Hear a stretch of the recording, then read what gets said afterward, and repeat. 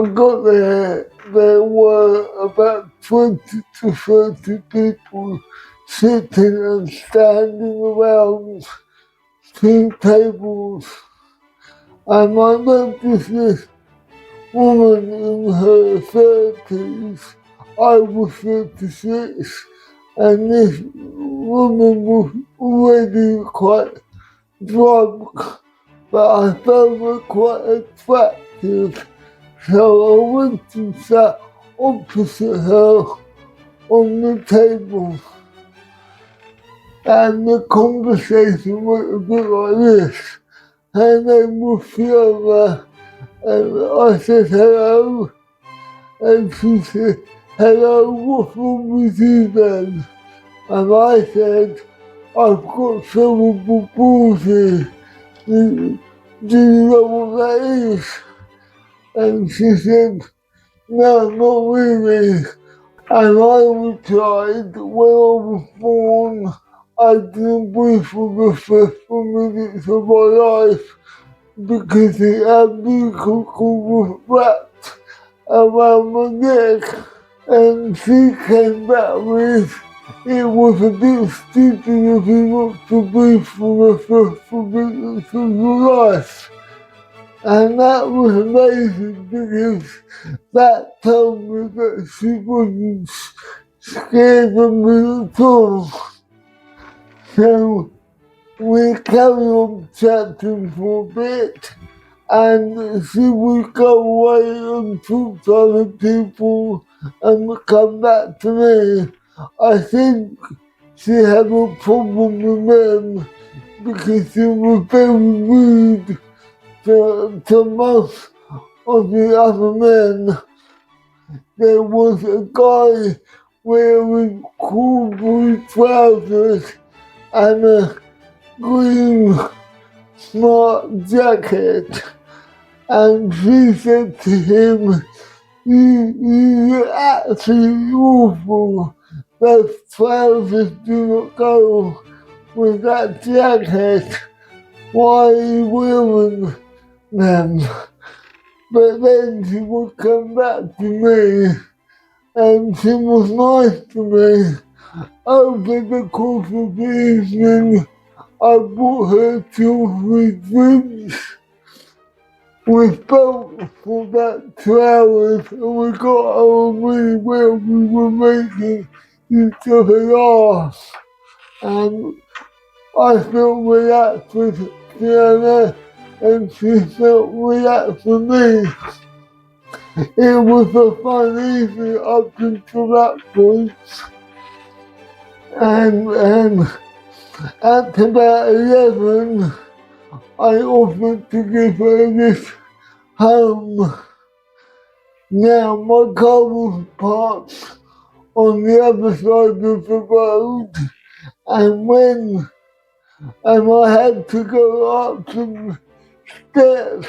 Now, up until 5 years ago, when I had the choice of walking up a slope or walking up steps, I would always choose the steps because I can walk up steps. And it was funny because I started to walk up the steps, and she was a bit in front of me, ahead of me, and somehow I got my left foot caught at the back of my right foot, and I needed some help. So I said to her, I'm a bit stuck, can you come and help me? And she said to me, come on, stop mucking around, carry on walking, but I really needed some help. Fortunately, there were some other people coming up behind me, and they helped me. And then when I got to the top of the stairs, we had to cross the busy road, and I thought she was going to pressed the traffic light for us to cross the road, but she wanted me to walk over there and do it myself. Now, the funny thing was, my car was parked outside the casino, and as I said, she was really drunk by this time, and I wanted to go home. I wanted to give her this home and go home with myself because the next day I was working because at the time I produced a radio sports show on Saturday afternoon, but she saw the casino and she only said, "Oh, people be coming out to the casino." I really wanted to go to the casino, and I thought I really didn't want to go. But then I thought, she's a single mom with 2 kids, she doesn't get out much. I want to show her a good time. So we went to the casino, and I've never been to a proper casino, and so we had to sign in, and then we went up in the elevator, and she helped me sit down at the blackjack table.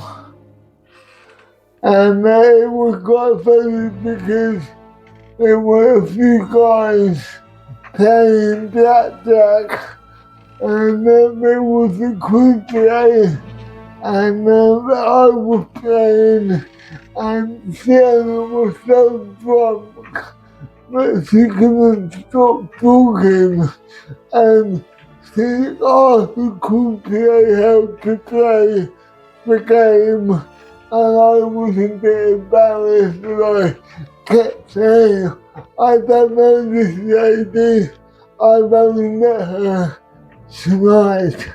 And then she saw the other players and how much money they had on the table. Some people didn't have many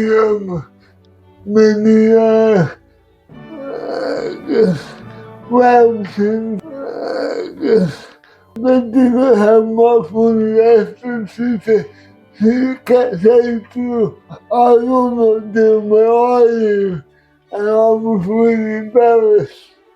So I decided that I was quite hot and thirsty, and I wanted I gave her 20.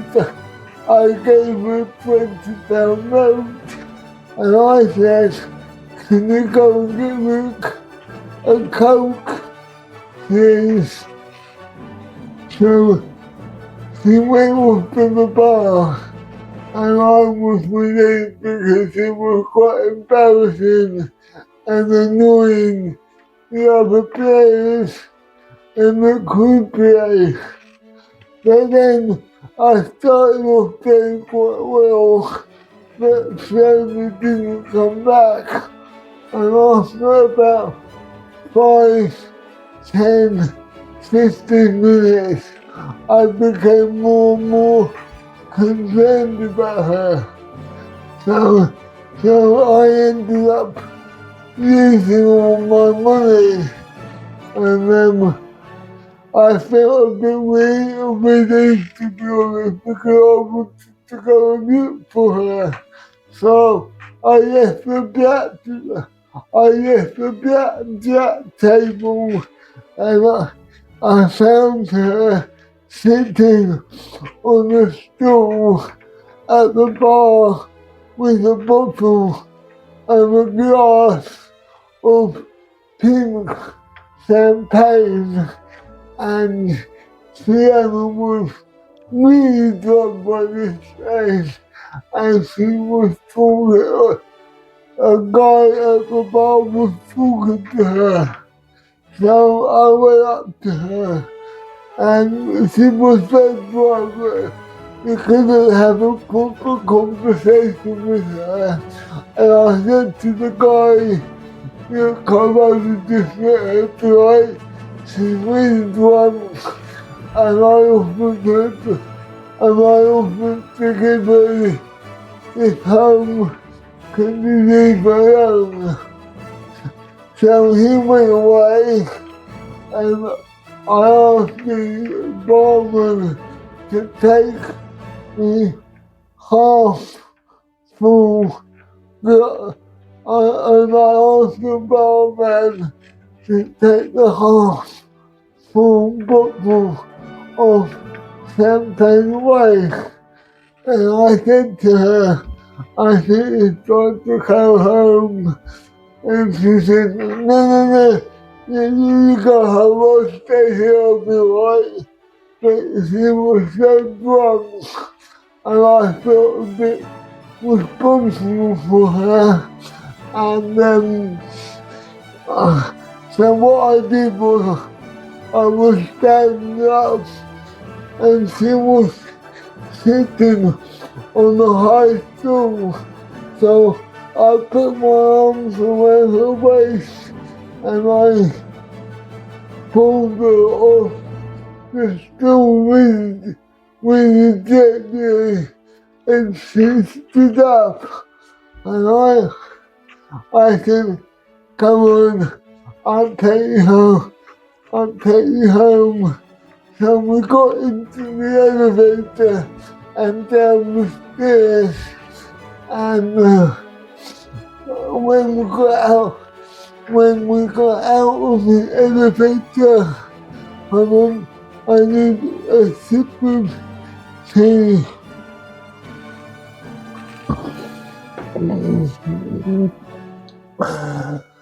If you ever do a talk and you need a couple of seconds of rest, or if someone asks you a question and you need a couple of seconds, it's good to have some water or something that you can drink.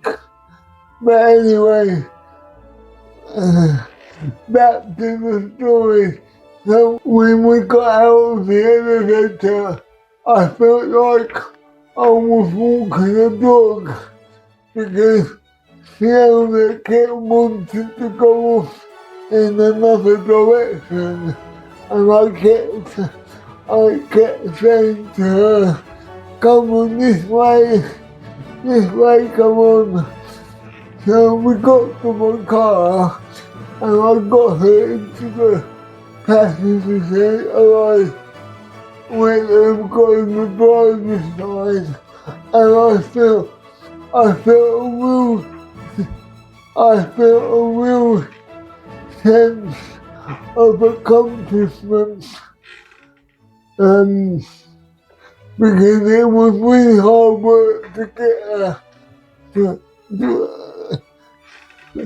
because it was really hard work to get her out of the casino and into my car. And I said to Fiona, where do you live? And she gave me the name of the road. And I said, I don't know where that is. Can you direct me, or should I get my sat nav out? And she said, no, I'll direct you, don't worry. Within 30 seconds of me driving off, she was asleep. I thought, I don't know what house number she lives at.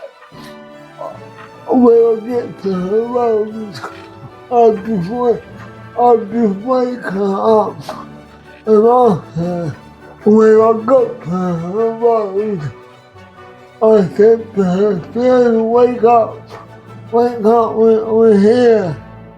But she wouldn't wake up, so I said it a bit louder, Fiona, wake up. But there was no reaction. So I thought I would just pull over for a second. The only place I could park, ironically, was outside the pub. It was about 1 o'clock in the morning, so the pub wasn't open. So when I parked the car, I tried to wake up. Fiona, wake up. No reaction. So I gently touched her leg and wiggled it a bit. Fiona, wake up. I found myself shaking her leg more, but she didn't react. And then I thought, oh no, is she okay? Is she okay? What do I do? What do I do? Do I call an ambulance? Do I take her to the hospital? What do I do? And at that moment, she's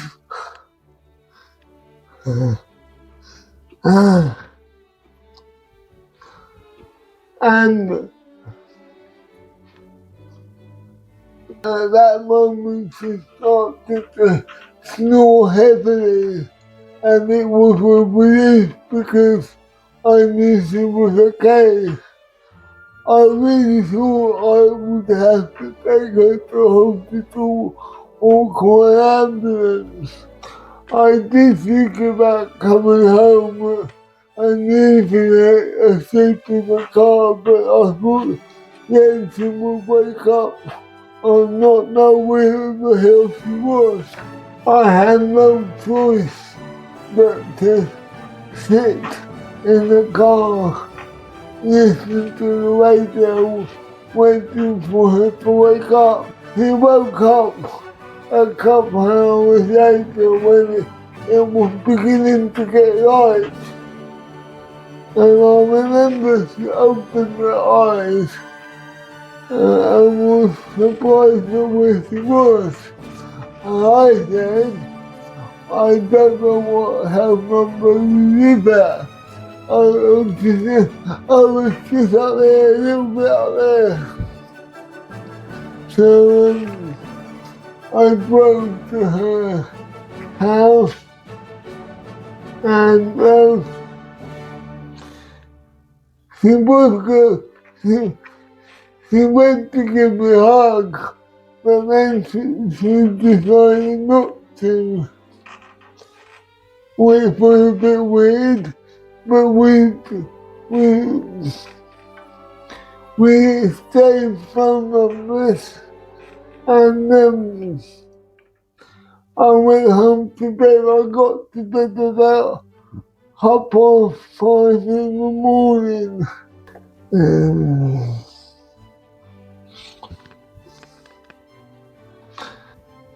Over an 8-year period when I was in my 30s, I used to socialise and DJ at the weekend in the busy pub, and I met a load of drunk women who said I was a great person and who gave me their number, but when I gave them a call the next day, they didn't want to know me. Over those 8 years, I must have met at least 100 women who were drunk and gave me their number. As I said, the story about meeting Fiona was the first chapter I wrote for my book to see how easy it was to write about me and something that happened in my life. And when I had finished writing the chapter about Fiona, I emailed it to a couple of friends of mine, and one of them came back to me and said, and this was a real pivotal moment, he said to me, you don't actually achieve a girlfriend because up until that time, my mindset was I can achieve anything I want to achieve, and I can achieve to find a girlfriend. And as I said, I must have met over 100 women who gave me their number and then didn't want to know me. The next day when I was sober, my mindset up until that moment was I just need to meet one woman who can see that I'm a nice guy and give me a chance. I am not going to the Philippines to meet drug women, and I'm sure it will be a lot easier to meet genuine Filipino women who can see what a nice guy I am. Please remember to like and subscribe and to share this video. Thanks for watching. This is the ending to the Fiona story. We texted each other for a few days after we met, and one evening I was out in Brighton walking back to my car. My phone rang. I thought I would get it when I get back into my car, and I had a missed call from Fiona. It's the only time she phoned me. I called her back, and she texted me to say that she was going on holiday with a kiss to the Isle of Wight, and that we would meet up for a coffee when she got back from holiday. That was in 2010. All I can say is that she must be having a great holiday still.